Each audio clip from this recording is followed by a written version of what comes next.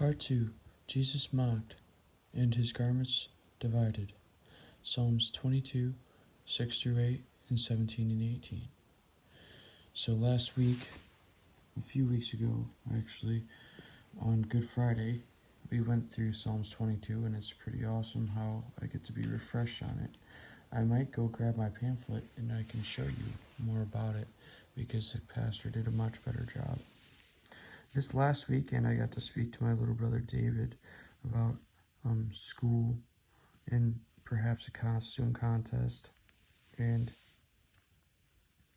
he might not have received the best up forth most coming words, but I just encouraged him the best I could, and I gave him a couple pieces of scripture that I was able to provide you guys with, which was in 2 Peter's and James 1 through 5, and also Romans 5.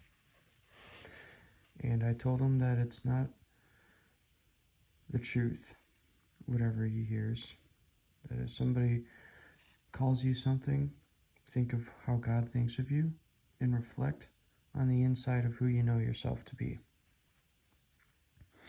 And that it's always easier having the correct influences. This guy here, he was fully surrounded by his enemy. He didn't have his peers or anybody good to turn to except God in his time of need. And like we said up here, in the midst of trials and tribulations, it's how we respond, it's how we come across. It might be a test to determine our integrity or diligence.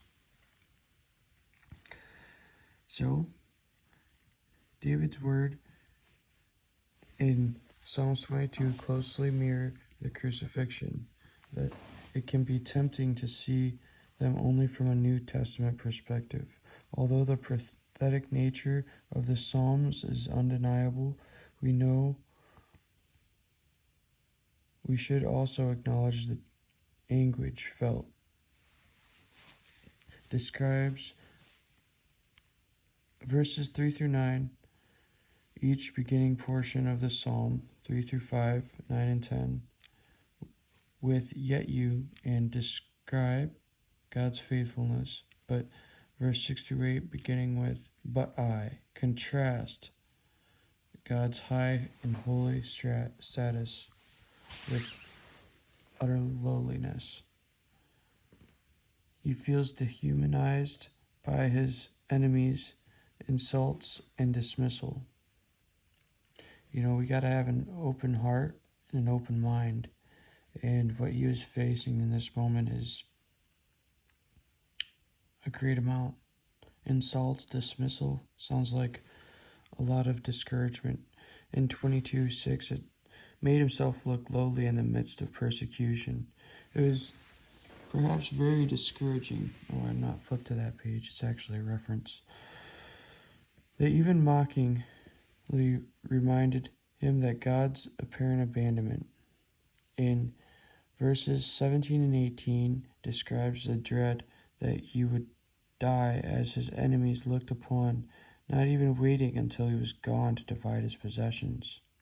So, compass meaning surrounded or enclosed, and confounded means emphasis on anger or annoyance. But I assure you, where he was struggling, he could be delivered. And he was delivered. How can we find hope and strength in the Lord when we are under attack?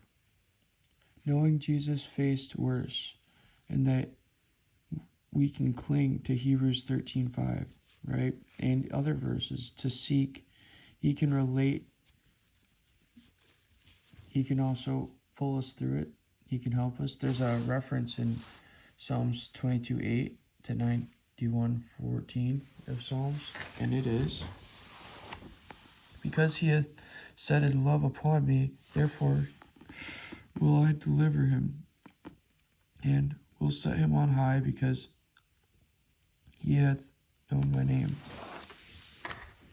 So he was edified from that position of suffering.